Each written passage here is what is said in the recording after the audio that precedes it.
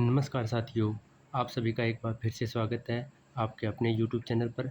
आज हम बात करेंगे एसएससी से फेज़ 13 के एग्ज़ाम की 25 जून की फर्स्ट शिफ्ट के बारे में बात करेंगे कि इसमें कौन कौन से क्वेश्चन पूछे गए हैं। तो चलिए आज के वीडियो को स्टार्ट करते हैं बिना किसी देरी के साथ। आज का पहला प्रश्न है, पूछा था the 5th Khelo India youth games 2022 was organised in 2023, यानी 2022 के 5वें खेलो इंडिया यूथ गेम्स जो कि 2023 में आयोजित किए गए थे, वह कौन से राज्य में आयोजित किए गए थे। तो इसका सही जवाब हो जाएगा यह मध्य प्रदेश में आयोजित किए गए थे।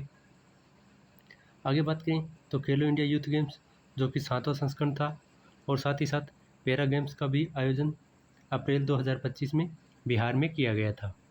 चलिए आगे बात करें अगले प्रश्न की। अगले प्रश्न में पूछा था कि 2011 की जनगणना के अनुसार सबसे अधिक जनसंख्या वाला राज्य कौन सा है।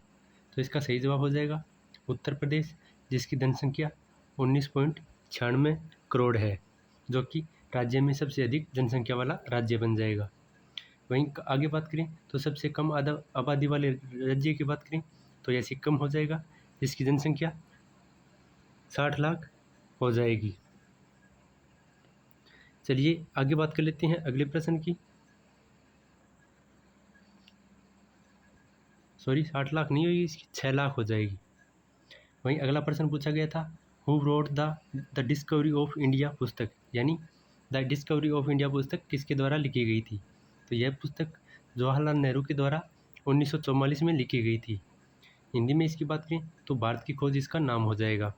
वहीं इंग्लिश में इसे डिस्कवरी ऑफ इंडिया के नाम से जाना जाता है। चलिए आगे बात कर लेते हैं अगले प्रश्न की। तो अगले प्रश्न में पूछा गया था, भारतीय संविधान का अनुच्छेद 29 निम्नलिखित में से कौन से अधिकार को अधिक प्रधानता देता है, यानी किस अधिकार से जुड़ा हुआ है अनुच्छेद 29। तो यह अल्पसंख्यकों के हितों की संरक्षण की से संबंधित जुड़ा हुआ है, यानी अल्पसंख्यकों के हितों की बात करता है अनुच्छेद 29। वहीं आगे बात करें तो अगला प्रश्न है, पुस्तक पूछी गई थी द गाइड पुस्तक के लेखक कौन है।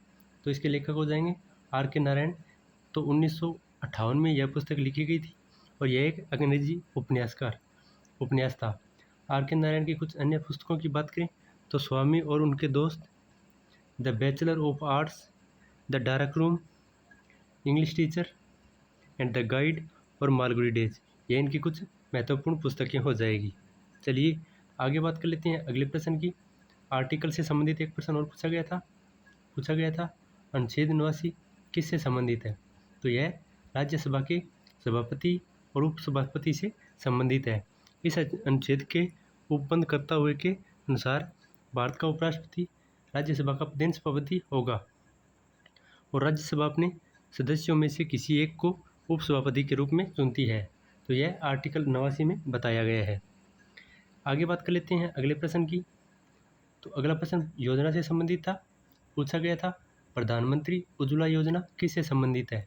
तो यह गरीब महिलाओं को निःशुल्क रसोई गैस यानी एलपीजी गैस कनेक्शन प्रदान करने से संबंधित है।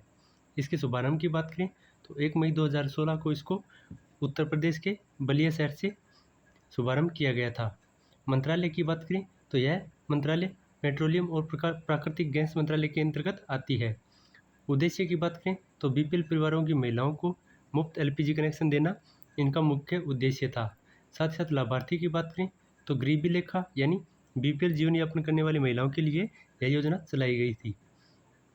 विशेषता की बात करें तो प्रत्येक लाभार्थी को 1600 तक की सहायता यानी सिलेंडर, रेगुलेटर और पाइप फ्री दी जानी थी। चलिए आगे बात करें अगले प्रश्न की। अगले प्रश्न में पूछा था प्रधानमंत्री किसान योजना में किसानों को सालाना कितने रुपए लाभ के रूप में दिए जाते हैं। तो इसका सही जवाब हो जाएगा प्रतिवर्ष उन्हें 6000 रुपये आर्थिक सहायता दी जाती है, जो कि 3 बराबर किस्तों में दी जाती है। 2000, 2000 और 2000 यह 3 किस्तों में किसान को प्रदान की जाती है। तो यह सीधे आधारयुक्त बैंक खातों में ट्रांसफ़र की जाती है। आगे बात करें अगले प्रश्न की। तो अगले प्रश्न में पूछा था निम्नलिखित में से कौन मृदा और पौधा और जानवरों को तोड़ता है, यानी इनमें से कौन मृत पौधों और जानवरों को तोड़ता है।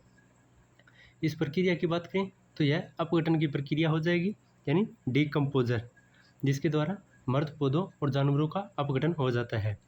अपघटक जो कि सूक्ष्म जीवी होते हैं जो मृत कार्बनिक पदार्थों को सरल पदार्थों में तोड़ते हैं। चलिए आगे बात करें अगले प्रश्न की। अगला प्रश्न पूछा गया था 2011 की जनगणना के अनुसार सबसे अधिक जनसंख्या वाला राज्य कौन सा हो जाएगा। तो यह क्वेश्चन दूसरी बार आ चुका है। तो इसका सही जवाब था उत्तर प्रदेश, जिसकी जनसंख्या 19.95 करोड़ थी। चलिए आगे बात करें अगले प्रश्न की। अगला प्रश्न पूछा था IMEC कौन से देश शामिल है, यानी इसमें कौन कौन से देश आते हैं। IMC की फुल फॉर्म की बात करें India middle east Europe economic corridor, यह इसकी फुल फॉर्म हो जाएगी। इसमें मुख्य रूप से भारत, UAE यानी संयुक्त अरब अमीरात, संयुक्त अरब और फ्रांस, जर्मनी, इटली और यूरोपियन संघ और साथ अमेरिका इसमें शामिल है। इसके अतिरिक्त जॉर्डन, इजराइल भी इस गलियारे को का हिस्सा है जो इसे अधिक व्यापक रूप से बनाते हैं। तो यह देश इसमें शामिल थे। चलिए आगे बात करें अगले प्रश्न की। अगला प्रश्न पूछा गया था एशियन गेम्स कितने साल बाद होते हैं। तो एशियन गेम हर 4 साल के बाद आयोजित किए जाते हैं। राइट आंसर हो जाएगा 4 साल। चलिए आगे बात करें अगले प्रश्न की। तो पूछा था मथुरा कला शैली का विकास किसके द्वारा और कब किया गया था। तो मथुरा शैली का विकास मुख्य रूप से कुशाणवंश के समय में विशेष रूप से सम्राट अशोक के यानी कनिष्क के शासनकाल में किया गया था। यह शैली लाल बलुआ पत्थर पर आधारित होती थी और इसमें हिंदू, बौद्ध, जैन की मूर्तियाँ बनती थी। बुद्ध को मानव रूप से पहली बार मथुरा शैली में दर्शाया गया था। आगे बात करें अगले प्रश्न की। तो अगला प्रश्न था किस ग्रह को सुबह का तारा या शाम का तारा कहा जाता है। तो इसका सही आंसर हो जाएगा वेनस यानी शुक्र ग्रह को मॉर्निंग स्टार और इवनिंग स्टार के रूप में जाना जाता है।